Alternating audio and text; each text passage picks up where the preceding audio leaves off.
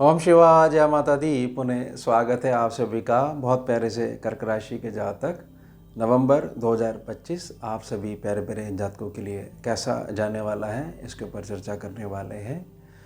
नवंबर महीने का मूल समझ लीजिए।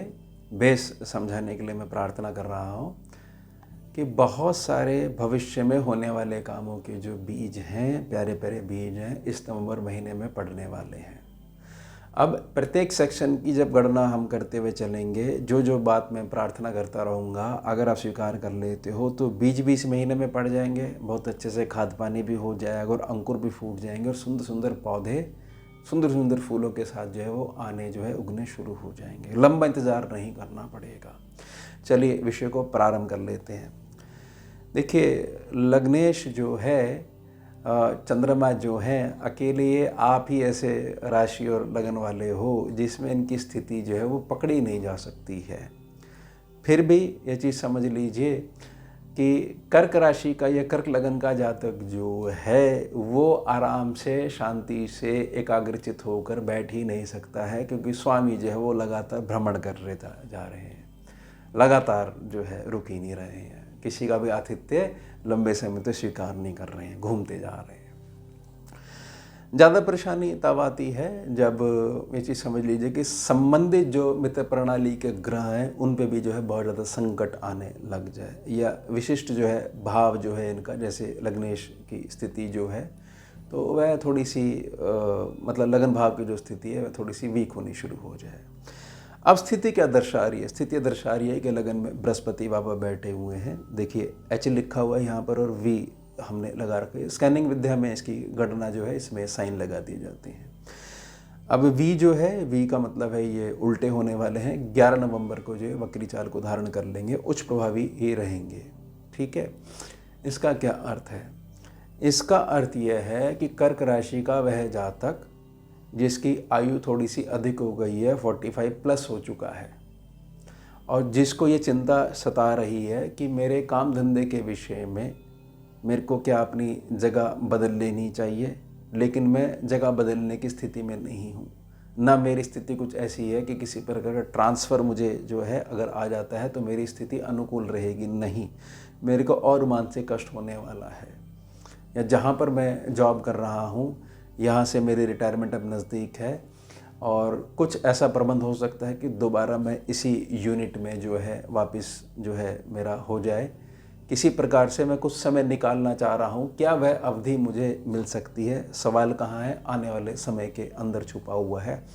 11 नवंबर के पश्चात बहुत सारी स्थितियाँ आपकी ऐसे बनने वाली हैं कि आप जो करना चाहते हो अपनी इच्छा के अनुसार वह कर पाओगे अपने काम धंधे के संबंध में, लेकिन निजी प्रार्थना रहेगी। सम्मुख व्यक्ति जो है अगर यह चाहता है कि आप स्वयं आकर अगर बात करते हैं तो हम आपकी बात पे थोड़ी गंभीरता से विचार करेंगे, और अगर आप कहते हो कि मैं ज़िंदगी भर आज तक किसी से सामने में बात करने नहीं गया हूँ, तो फिर थोड़ा सा परेशानी 11 नवंबर के पश्चात आ सकती है, अदरवाइज नहीं आएगी।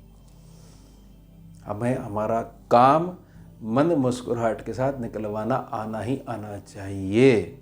हमारी दृष्टि में अब इतनी बार मैं प्रार्थना, ये बात नहीं होनी चाहिए, बार बार मैं प्रार्थना कर चुका हूँ कि जिसने अच्छा बोला है वह हमारा छोटा भाई है, जिसने थोड़ा सा मुख पे कह दिया है वह हमारा शत्रु है। ये दोनों ही ना भाई है ना शत्रु है।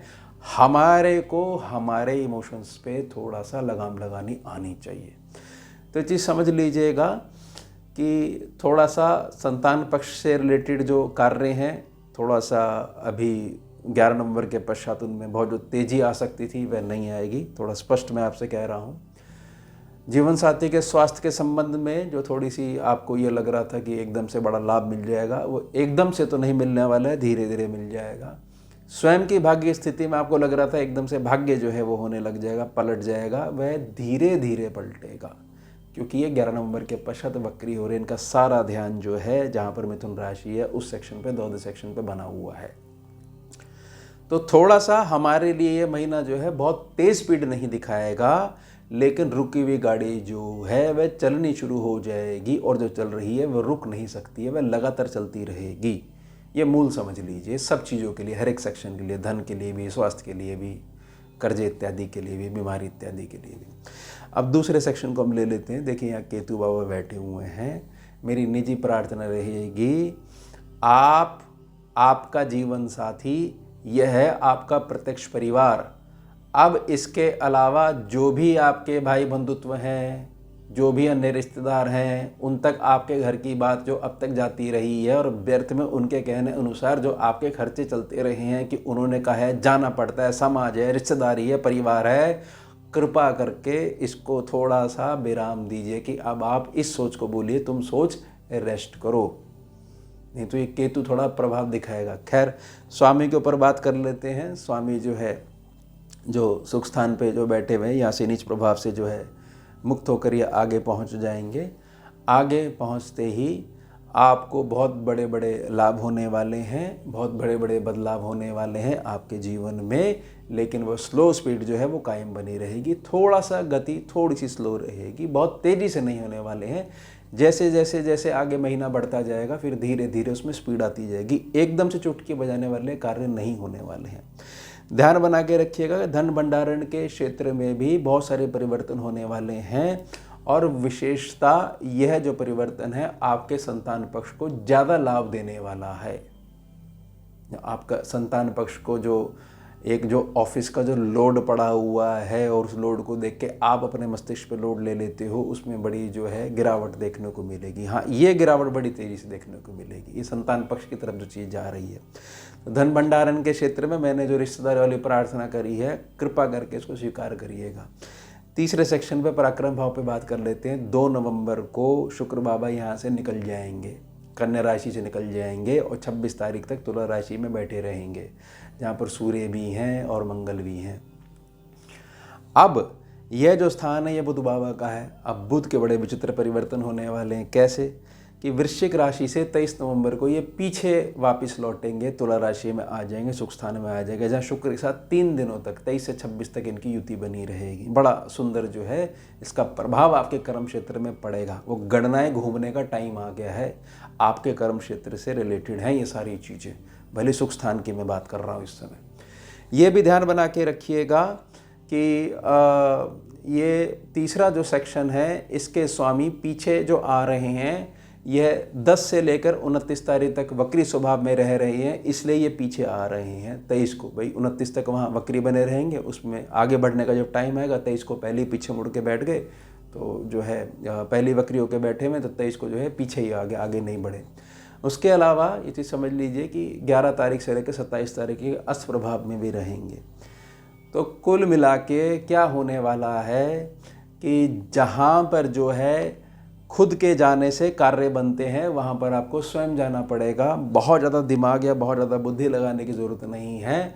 व्यर्थ में जो आपके पेंडिंग काम है, आपके वहाँ पर जाके आपके मृदुल स्वभाव के कारण पूरे होने हैं, वो वैसे ही पूरे होने दीजिएगा। ये निजी प्रार्थना रहेगी, यही फिर आगे भाग्य की पुष्टि करेगा। सुख स्थान पे ये शुक्र यहाँ से जो है 26 तारीख के पश्चात जो है आगे पहुंच जाएंगे। बुध के साथ इनकी अस्त और वक्री बुध के साथ 3 दिन के लिए जो है इनकी युति बनेगी। ये मैंने पहले प्रार्थना करी कि कर्म क्षेत्र पे बड़ा बदलाव लेके आने वाले हैं। इसके पश्चात सुख स्थान जो है इसके स्वामी आगे मूव कर जाएंगे, जहाँ पर सूर्य और मंगल साथ में बैठे होंगे। ध्यान बना के रखिएगा कि शुक्र जब यहाँ पर पहुँच जाएंगे, सुख स्थान में आपको जो परिवर्तन आप अपेक्षा करके बैठे हुए थे, जो मन की एक आंतरिक शांति जो आप सोच के बैठे हुए थे, उसमें तो आपको बढ़त मिलेगी ही मिलेगी। लेकिन यह जो स्थान जो है सुख स्थान है, ये इसकी जिम्मेदारी है बुध के ऊपर आ जाएगी। अब बुध के ऊपर आ जाएगी, बुध अकेले हैं और अस्त और वक्री स्वभाव को इन्होंने थोड़ा सा धारण करा हुआ है, तो अपने मन में बिल्कुल भी नकारात्मकता नहीं आने देनी है कि कुल मिला के सब बिल मेरे पे ही फटता है और कोई समझ नहीं पाया आज तक। मैं घर का बेशक मुखिया हूँ, लेकिन मुखिया वाले कोई लक्षण जो है मैंने भोगे नहीं है। ये कृपा करके इस आचरण को मत आने दीजिएगा, इस स्वभाव को मत धारण करिएगा। बस सुख स्थान की मजबूती बनी रहेगी। ध्यान बना के रखिएगा, जो ग्रह बैठा हुआ है उसकी जिम्मेदारी ज़्यादा है, क्योंकि जो स्वामी है वो तो आगे जा चुका है, वो अपना अलग कामों में व्यस्त है। अब शुभ पंचम त्रिकोण भाव में मंगल 1 नवंबर को अष्टप्रभावी हो जाएंगे। ध्यान बना के रखिएगा कि जो आ रहा है धन, जैसा आ रहा है, इसमें थोड़ी सी संतुष्टि डाल लीजिए। इसको बढ़ाने के चक्कर में बहुत तेज़ी से, और आपकी संतान पक्ष पे भी गणना लागू हो रही है, बहुत तेज़ी से अगर मूवमेंट करते हो या क्रोध इत्यादि का सहारा लेकर ये बताते हो कि तुम गलत चलते आ रहे हो, तुम्हारी नीतियाँ गलत हैं, तो एक पक्ष जो है पूरी की पूरी यूनिट से जो है आपने द्रोह मोल ले लिया। अब फिर आपको परेशानी आ रही है। किस बात की परेशानी आ रही है कि अगला व्यक्ति चिढ़ के कारण मेरे कागजों पे साइन नहीं कर रहा है, मुझे सपोर्ट नहीं कर रहा है, व्यर्थ में मेरी फाइल जो है उसको दबा के बैठा हुआ है। हमें क्या करना है? मन मुस्कुराहट के साथ अपने कार्य निकलवाना आना चाहिए। ये शिक्षा हमने अपनी संतान पक्ष को भी देनी है। तो थोड़ा सा इन चीज़ों का ध्यान बना के रखते हो तो देखिएगा गोचर फिर कैसे सपोर्ट करता है आपको। छठा सेक्शन जो है कर्जा, बीमारी, शत्रुता, और शत्रुता केवल मानसिक शत्रुता स्कैनिंग में ली जाती है। अब बृहस्पति बाबा जो है वो लगन में बैठे हुए हैं, लेकिन लगन में बैठकर उच्च प्रभावी तो हैं। 11 नवंबर के पश्चात जो है वक्री चाल को धारण कर लेंगे। वक्री चाल को धारण करने से थोड़ा सा ये चीज़ समझ लीजिए कि खर्चों में थोड़ी सी बढ़ोतरी होने वाली है, लेकिन यह जो समय होगा ये थोड़ा सा धन भी आपका बढ़ाने लग जाएगा। और पुरानी जो देनदारी आपके सर पे बनी हुई है कि जिसका देना है उसके लिए उत्तम धन नहीं आ पा रहा है, क्योंकि जहाँ तक पहले अपना खर्चा निकाल लेगा फिर जो धन बचेगा उसमें से ही सेवा कर पाएगा। जिसकी देनदारी बनी हुई है तो वह शुरुआत होने वाली है। इसको ये मानिएगा कि मेरा खर्चा नहीं बढ़ रहा है, जो मेरे सिर पे लोड पड़ा हुआ है वह उतरने का जो है प्रक्रिया स्वतः ही प्राकृतिक रूप से महादेव के आशीर्वाद से होनी शुरू हो गई है। ध्यान बना के रखिएगा, आपका समय धीरे धीरे आ रहा है। ये धारणा मत लेके आइएगा कि आज हम अमुक व्यक्ति से मिले थे, बताइए उसके घर में कितना अच्छा घर उसने बना रखा है, कितना अच्छा वाहन उसके पास है, अगले ने और भी प्लॉट इत्यादि जोड़ लिए हैं, आपके भी जुड़ेंगे। थोड़ा सा धैर्य बना के रखिए, लेकिन ये भावना प्रगति के, समृद्धि के संबंध में अपने मन में मत आने दीजिएगा। ये निजी प्रार्थना रहेगी। मानसिकता बिगड़ी, चंद्रमा बिगड़े, और वही पहले ही वो घूम रहे हैं बेचारे, वो टेंशन पे घूमने लग जाएंगे आपके स्वभाव के कारण। यानी आपके भीतर का चंद्रमा जो है, जो कि आपका सहस्रार चक्र होता है, वह अच्छे से ऊपर वाले चंद्रमा की एनर्जी ऑब्जर्व नहीं कर पाएगा, फिर गोचर में फिर डिस्टर्बेंस आ जाएगी। ये निजी प्रार्थना रहेगी। 7वें सेक्शन को 8वें सेक्शन को एक साथ ले लेते हैं। शनि बाबा इनकी जिम्मेदारी लेके भाग्य सेक्शन में बैठे हुए हैं। मीन राशि के शनि बाबा बैठे हुए लंबे समय तक बैठे रहेंगे। 28 नवंबर को वक्री चाल से मुक्त होकर मार्गी हो जाएंगे। मार्गी होते ही लाभ सेक्शन को निखारने लग जाएंगे अपनी तीसरी दृष्टि से, और स्थिरता वाले लाभ को निखारने लग जाएंगे 28 नवंबर के पश्चात। वही मैंने बोला ना कि धीरे धीरे चीज़ें बढ़ेंगी इस महीने में। अब 7वां सेक्शन जो है इसको इनकम मान लीजिए, और 8वें सेक्शन इनकम मतलब डेली इनकम मान लीजिए, दैनिक आमदनी मान लीजिए। इससे घर चलता है। जो साग सब्जी जो लेके आते हो, बिल इत्यादि भरते हो, वो मासिक जो है उससे चलता है। उसके संबंध में शनि बाबा मजबूती ही देने वाले हैं और लगातार मजबूती देते रहेंगे। और साथ साथ में जो अष्टम भाव में जो राहु बैठे हुए हैं, जैसे ही वक्री दृष्टि के प्रभाव से मुक्त हुए तुरंत धन लाभ करवाने वाले हैं आपको। तुरंत धन लाभ का मतलब यह चीज़ है कि जो चीज़ आपकी अटकी हुई है, जो आप तक नहीं आ पा रही है, वह आ जाएगी और फिर लगातार आती रहेगी। राहु को अभी भी पता है, क्योंकि बृहस्पति लगन में बैठे हुए हैं और अतिचारी चाल में हैं, भैया थोड़ा सा बच के चलना पड़ेगा। गुरुदेव जो है इस समय किसी को भी जो है लाइन हाजिर कर सकते हैं कि आ जाओ भैया, हम देखते हैं कि क्या तुम्हारे क्या रिकॉर्ड है। ये ध्यान बना के रखिएगा इन चीज़ों का। उसके पश्चात भाग्य स्थान में शनि बाबा मीन राशि में जो बैठे हुए हैं, मेरी हाथ जोड़ के बड़ी प्रार्थना है, संभावनाएं जब तक प्रबल बनी रहेंगी जब तक शनि बाबा मीन राशि में हैं। क्या यह है कि हमारी जो पूछ है, हमारी जो पहुंच है, वह अब थोड़े से दूर के क्षेत्रों में बनने वाली है। इसलिए मोह मत रखिएगा अपने शहर का, अपने नगर का, अपने मोहल्ले का कि नहीं यहाँ से नहीं जा सकते, हम इतना ट्रैवल हम नहीं कर सकते, नए संबंध नहीं हम स्थापित होने देंगे। तो शनि जो करवाना चाह रहे हैं वो नहीं करवा पाएंगे। ध्यान बना के रखिएगा। हर प्रकार के ट्रैवल के लिए, हर प्रकार की शिफ्टिंग के लिए अपनी मेंटलिटी को बड़ा पॉजिटिव बना के रखना आना चाहिए। कर्म क्षेत्र के स्वामी जो हैं 1 नवंबर से अस्त प्रभाव में हो रहे हैं, तो थोड़ा सा बहुत जल्दी जो बना रहे थे कि यहाँ से भी पैसा आ जाए, ये भी चीज़ मैं शुरुआत कर लूँ, इस चीज़ को भी मैं नई चीज़ शुरू कर सकता हूँ। जो बहुत मल्टी लेवल पे जो बिज़नेस के आइडिया सोच रखे थे, जॉब के साथ साथ में 2 प्रकार के वहाँ इन्वेस्टमेंट भी मैंने कर रखी है। जब तक मंगल असप्रभाव में है, बड़ा सोच समझ के, सोच विचार के आगे बढ़िएगा। अदरवाइज 1 या 2 ही मार्गों से अगर धन आ रहा है, जैसा भी आ रहा है, इसको अभी फिलहाल बढ़ाने का समय नहीं आया है। और कर्म क्षेत्र के संबंध में एक गणना और समझ लीजिएगा, क्योंकि मंगल यहाँ से जो है अष्टम होके बैठे हुए हैं, तो थोड़ा सा जितना अधिक धैर्यवान होकर चलोगे, जल्दबाजी नहीं करोगे, उतना मंगल के अस्त का प्रभाव जो दुष्कारी प्रभावित हो सकता था आपके ऊपर, वह नहीं पड़ने वाला। तो धैर्य से चलना है। कर्म से धीरे धीरे धीरे धीरे धीरे, देखिए कोई भी ग्रह अपना परिवर्तन करता है ना, तो शुरुआत के 5-7 दिनों में ना बड़ा प्रबल होता है, फिर वो समय बीतता जा रहा है और वो आगे बढ़ता जा रहा है, फिर उसमें शनै शनै शांति आनी शुरू हो जाती है। तो इसलिए गोचर की जो गणना करी जाती है वो एकदम पहले बतानी पड़ती है कि ध्यान बना के रखिएगा। समय बीतना शुरू हो जाता है, समय मतलब गोचर चला गया, फिर हम गणना करें बेशक 40 दिन की, 50 दिन की, तो फिर असर कम होने लग जाता है। और उस दौरान करी गई गलतियों के बारे में अगर हमें पूर्व सूचना मिल जाती तो बड़ा अच्छा रहता। तो इसलिए ये मैं प्रार्थना कर रहा हूँ कि थोड़ा सा धैर्य से चलने का ये समय है, महीना है। सरला सेक्शन के स्वामी शुक्र की स्थिति नीच प्रभाव से 2 नवंबर को मुक्त हो जाएंगे। उसके बाद 26 नवंबर तक यहाँ बैठेंगे। देखिए मैं आपको ना एक बात बताना चाह रहा हूँ, हमारा जो मन है कर्क राशि कर लगन वालों का, यहाँ कोई भी व्यक्ति हमारे को बड़ा जानबूझ के और बड़ा अच्छे से प्रेम से बात करता है, वह हमारा अपना हो जाता है। अब यहाँ शुक्र जो ये 4थे सेक्शन में तुला राशि में जो नीच प्रभाव से भी मुक्त होके आए हैं, तो जातक जो है थोड़ा सा भटक सकता है। स्वयं विवाह में है, दूसरे अन्य किसी के प्रति भटक सकता है।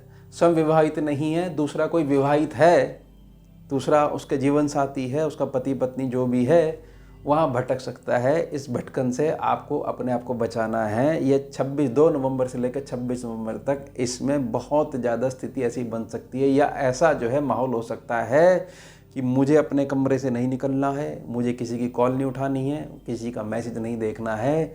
इससे बचिएगा। मतलब कि जितना अधिक जो है बेहतरीन संबंध बनाने के लिए बाहर घूम सकते हो, बाहर निकलेगा। अब अंतिम सेक्शन जो है बुध का है।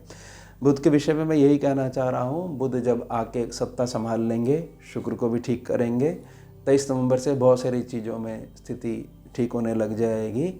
बहुत ज़्यादा जो मानसिक तनाव जो बना हुआ था उसमें भी स्थिति ठीक होने लग जाएगी। और आपका जो छिपा हुआ रूप जो बहुत अधिक बर्दाश्त जो कर सकता था पहले, जो अब गुम हो गया है, बहुत सारी लेयर्स उस पर जम गई हैं, बुध उसको खींच खींच के जो है बाहर निकाल देंगे और एक सुंदर पर्सनैलिटी का जो है उद्गम होने वाला है।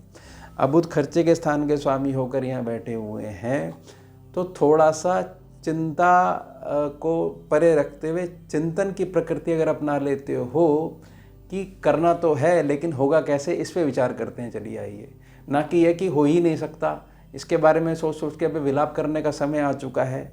कोई हमारे पास बैठे तो सही, सुने तो सही कि हमारी क्या दुर्गति बनी हुई है। नहीं, हमने ये कार्य करना है, ये होगा कैसे, केवल इसी पर कार्य करना है। और मूल प्रार्थना पुनः मैं कर देता हूँ कि यह महीना जो है बहुत जल्दबाजी का, बहुत तेज़ी वाला नहीं है, लेकिन धीरे धीरे हम आगे बढ़ते रहेंगे। और गोचर के संबंध में 5 से 7 दिन थोड़ा सा प्रभाव ज़्यादा पड़ता है विपरीत गोचर का, धीरे धीरे शांति आने लग जाती है। तो ये हो गया हमारा उत्तम विषय। मिलते हैं आपसे अगले भाग में नए विषय के साथ। जुड़िए और जोड़िए। ओम शिवा, जय माता दी।